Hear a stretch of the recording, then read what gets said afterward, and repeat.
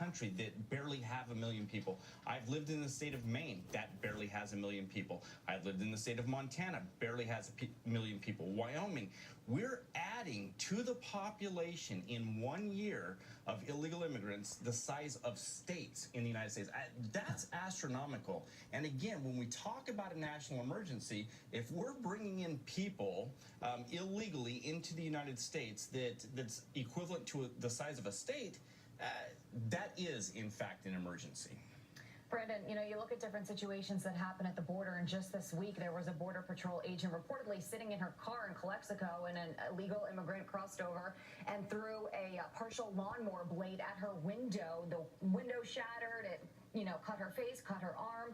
And the point of it was, allegedly, because he wanted to go to prison here in the United States, and he had an extensive criminal background. That's a problem.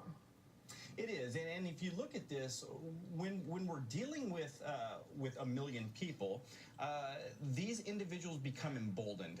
They know that they can break the laws with impunity. They know that there's going to be very, very little consequences to them breaking the law. I worked in Calexico, California at the beginning of my career when we were dealing with numbers that we'd never before seen. And they become very, very emboldened in the way they deal with law enforcement, and frankly, they just don't care.